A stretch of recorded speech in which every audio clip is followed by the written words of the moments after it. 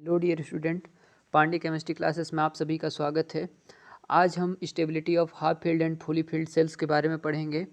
ये होता क्या है जनरली, इसमें कुछ एलिमेंट जैसे जो पेरियोडिक टेबल में एलिमेंट होते हैं उनमें कुछ एक्सेप्शन पाया जाता है जो कि अबाउ प्रिंसिपल को फॉलो नहीं करते हैं। अबाउ प्रिंसिपल होता क्या है, इसमें लोएस्ट एनर्जी के सब सेल में इलेक्ट्रॉन पहले भरे जाते हैं, तो जो कि ये फॉलो नहीं करता है इस ऑर्डर को। तो यही half filled and fully filled shells के एक्सेप्शन को चलिए हम देखते हैं कौन कौन से एलिमेंट होते हैं।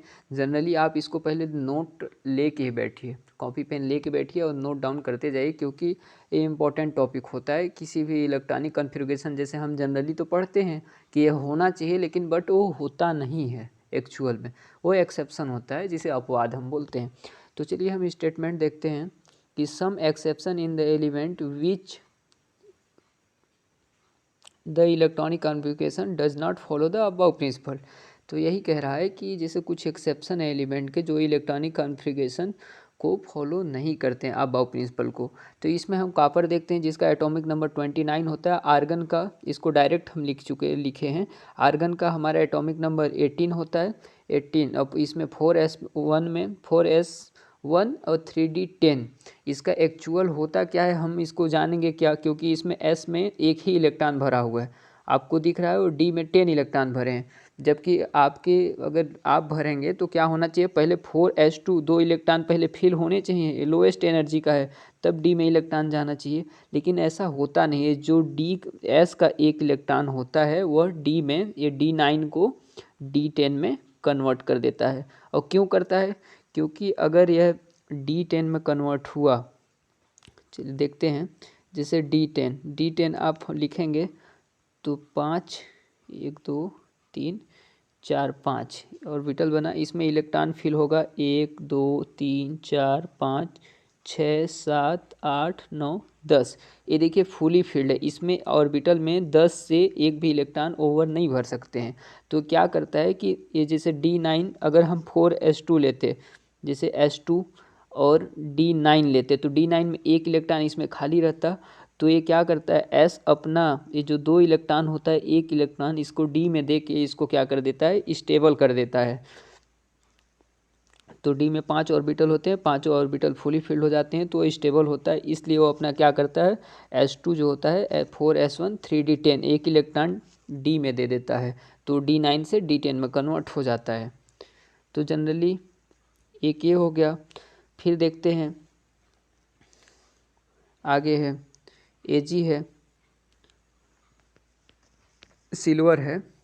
तो Ag हम देखते हैं तो इसमें क्या होता है, क्रिप्टान का एटॉमिक नंबर होता है 36 में 5s1 4d10। इसमें भी क्या होता है कि जो AEC सीरीज के आते हैं, तो इसमें 5s1 और ये 4d10, इसमें क्या होता है, जैसे कॉपर कौन से सीरीज का आता है, 3D सीरीज का आता है, Ag 4D सीरीज का आता है, Au क्या होता है 5D सीरीज में आता है। ये आपको दिख रहा है Au गोल्ड, उसी के नीचे ये तीनों आते हैं।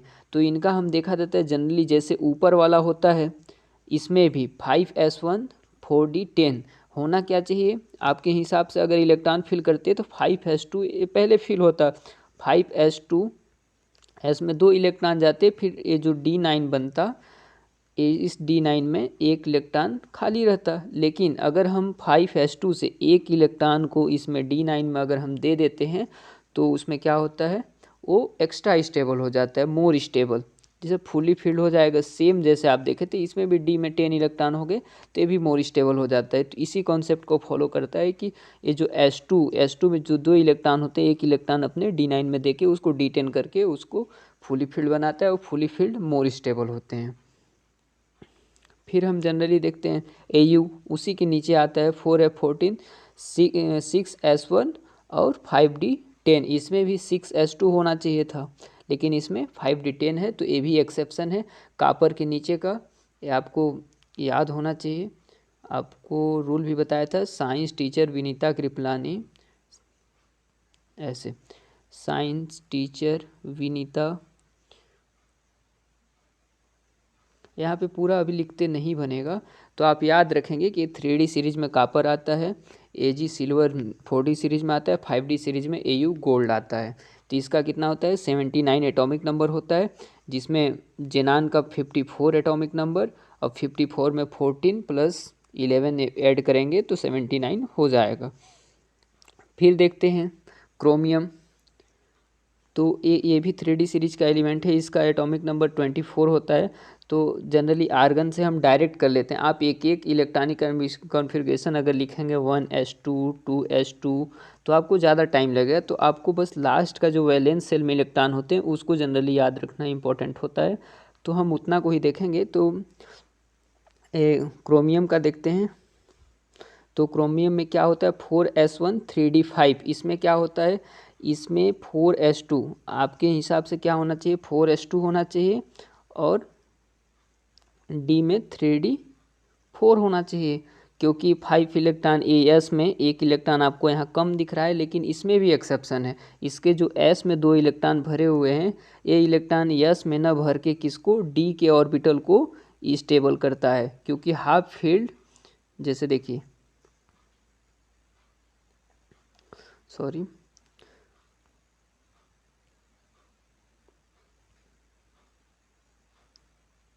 चलिए देखते हैं।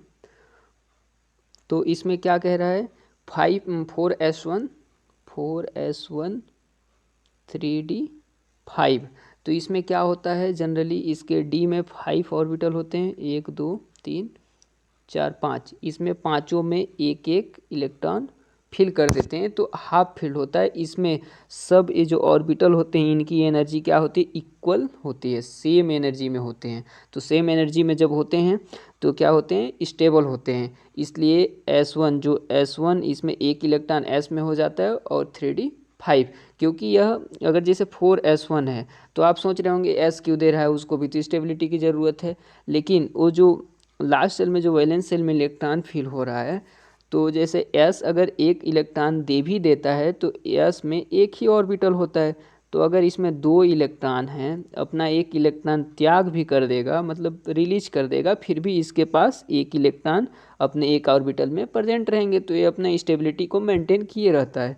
लेकिन अपने इलेक्ट्रॉन को क्या करता है बगल वाले डी ऑर्बिटल में एक इलेक्ट्रॉन को दे के उसको स्टेबल करता है। तो AD5 क्रोमियम क्या होता है, ये हाफ फील्ड होते हैं, जो आप ऊपर में देखें ये फुली फील्ड होता है ये, और ये क्या होते हैं हाफ फील्ड होते हैं। ये भी 3D सीरीज का होता है, 4D 5D सीरीज के होते हैं। मोलिब्डेनम का भी वही है, नियोबियम का भी वही हाल है, सेम दोनों में वही होता है।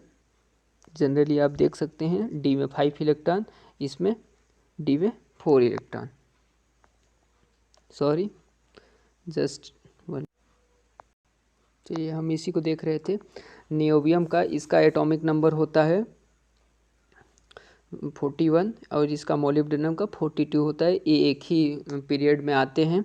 तो इसमें देख रहे हैं क्रिप्टान तक इसका कितना हो जा रहा है 36 हो जा रहा है, 36 के बाद इसमें इलेक्ट्रॉन 6 इलेक्ट्रॉन और हैं, तो इसको 42 एटॉमिक नंबर मिलके हो जाएगा, और इसमें 45 है। अब नियोबियम का आप देख रहे हैं 5s1 और 4d4, इसमें भी एक इलेक्ट्रॉन दिया है, ये फुली फील्ड कंप्लीट नहीं हुआ है, फिर भी S अपना एक इलेक्ट्रॉन सामने वाले को दे दिया है अपने बगल में डी को। तो चलिए देखते हैं, ये पूरा एक्सेप्शन आपको याद रखना पड़ेगा, इसको जनरली ये किस सीरीज के आते हैं कैसे है, तो पूरा आपको एक एक याद रखना पड़ेगा। ये देखिए रूथेनियम है, इसके बाद हम देखते हैं रूथेनियम, रोडियम, पैलेडियम, प्लेटिनम।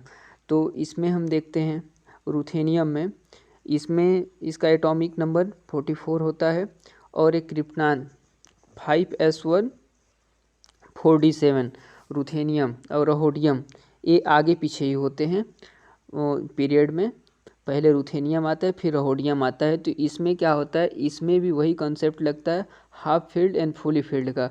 इसमें भी आप देख रहे हैं 5s1 है 4d7 है, इसमें 4d में एक इलेक्ट्रॉन अपना दे देता है, वो 47 हो जाता है। 5s1 रोडियम भी वही हाल वही करता है 48।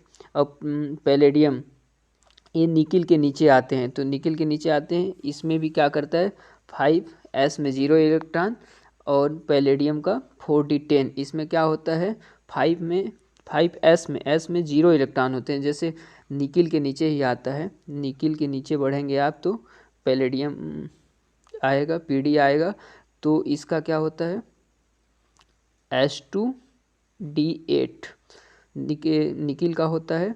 और पैलेडियम का होना क्या चाहिए, H2D8 इसमें भी होना चाहिए, लेकिन S से दोनों इलेक्ट्रॉन ये अपने बगल वाले को देके क्या कर लेता है, उसको D10 उसको फुली फील्ड बनाता है, और फुली फील्ड मोर स्टेबल होता है यही।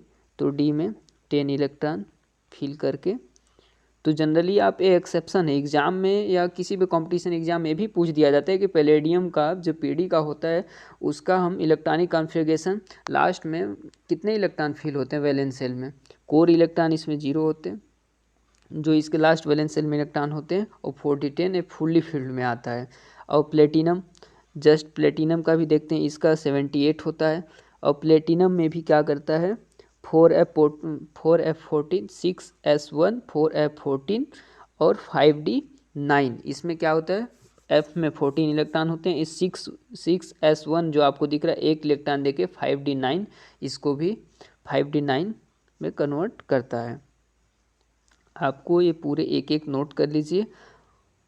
फिर चलिए लेंथेनाइड, एक्टिनाइड और थोरियम। जैसे कि हम जानते हैं कि लेंथेनाइड वो डी में आता है। डी में क्यों आता है, क्योंकि लास्ट वैलेंस सेल में जो इलेक्ट्रॉन भरे जाते हैं वो डी में ही भरता है, एफ में 0 इलेक्ट्रॉन होते हैं। लेंथेनम एक्टिनाइड का, और लेंथेनाइड, एक्टिनाइड, थोरियम। थोरियम आप देखें लेंथेनाइड सीरीज में आता है, लेकिन थोरियम एक्टिनाइड सीरीज में आता है। तो हम ये लेंथेनाइड में देखेंगे, इसमें 5D1 डी में एक इलेक्ट्रॉन फिल हो रहा है। ये भी एक एक्सेप्शन है, याद रखना पड़ता है, क्योंकि इसमें एफ में 0 इलेक्ट्रॉन हो जाते हैं, उसमें एफ में एक भी इलेक्ट्रॉन नहीं फिल होता है। एक्टिनाइड्स में भी वही होता है। 6D1 आपको दिख रहा है, एक इलेक्ट्रॉन क्या होते हैं D1 में, लास्ट इलेक्ट्रॉन डी में प्रेजेंट होता है, इसलिए उसी में आता है। वो अपने बिहेवियर के चलते उसमें इनको एफ ब्लॉक एलिमेंट में रखा गया है, उनके बिहेवियर के चलते। तो थोरियम भी आप देखते हैं एक्टिनाइड सीरीज में आता है, सेकेंड नंबर पे ही आता है। 89 होता है एक्टिनाइड का, और इसका 90 होता है थोरियम का एटॉमिक नंबर। तो इसमें भी क्या होता है, जनरली 6D2 में डी में इलेक्ट्रॉन इसमें प्रेजेंट होते हैं, इसलिए डी सीरीज का कहलाता है। लेकिन अपने बिहेवियर के चलते वो एफ ब्लॉक एलिमेंट में आते हैं। एफ ब्लॉक एलिमेंट क्या होते हैं, हैवियर एलिमेंट होते हैं। चलिए नेक्स्ट हम देखते हैं स्टेटमेंट क्या करते हैं। Several above violation above principle can be explained on the basis of the achieving either half filled or fully filled configuration of a subcell which are relatively are more stable. The extra stability of half filled and fully filled configuration can be attributed following reason. ये दो reason, mainly दो reason के चलते ये क्या होता है, इसमें half filled and fully field में एग्जिस्ट करता है। पहली बात, सिमेट्री लीड्स द स्टेबिलिटी, जो इसका सिमेट्री होता है ऑर्बिटल का, वो स्टेबिलिटी को लीड करता है, ठीक।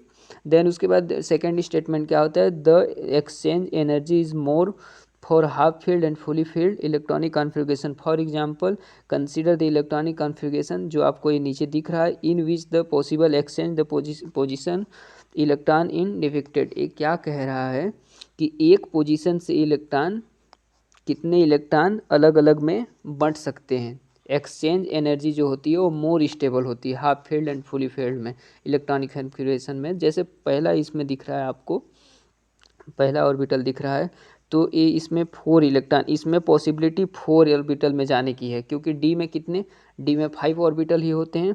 तो ये 4 आपको जो दिख रहा है पॉसिबिलिटी है कि वो इतना इलेक्ट्रॉन कंट्रीब्यूट कर सकता है, अपने बगल वाले को दे सकता है। तो पहला नंबर का ये ऑर्बिटल है, तो ये 4 में बांट सकता है, क्योंकि एक तो अपने आप खुद है, और 4 एरो आप जनरली देख सकते हैं, एरो आपको दिख रहा है 4 एरो है। और ये सेकेंड नंबर वाला 3 दे सकता है, इसको सेकेंड वाला वैसे ही 1 और 2 में दे सकता है।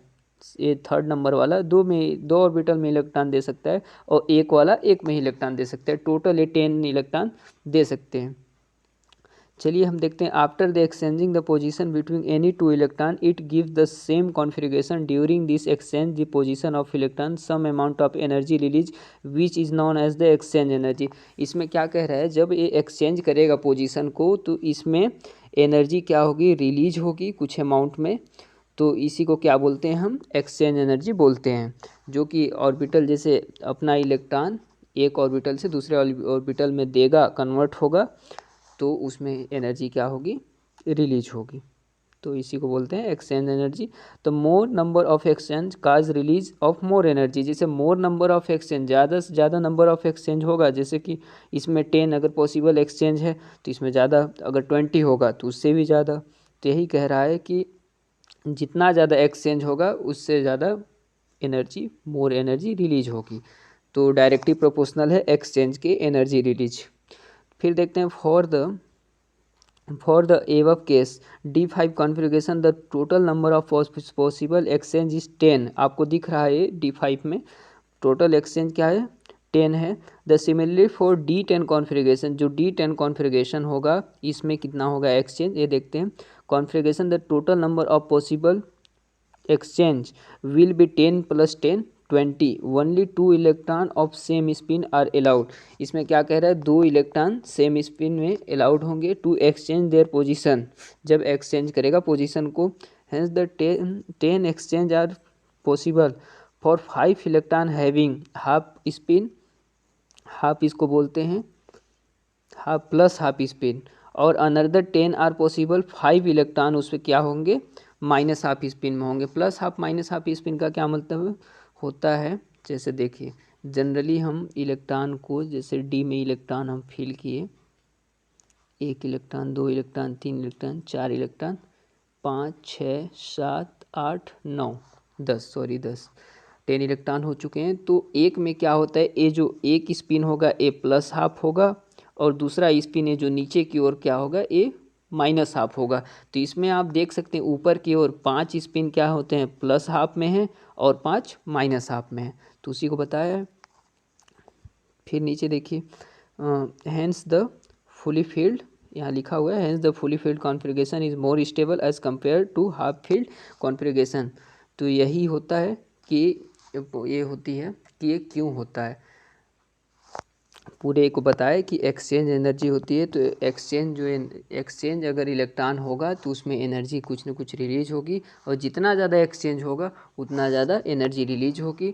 ये कुछ एक्सेप्शन क्यों होता है, क्योंकि फुली फील्ड में पूरे ऑर्बिटल फील्ड होते हैं जिनकी सिमेट्री क्या होती है, लीड्स द स्टेबिलिटी। उनकी सिमेट्री जैसे ही पूरी हाफ फील्ड या फुल फील्ड में होती है तो उनकी सिमेट्री स्टेबल होती है, इसलिए ये होता है।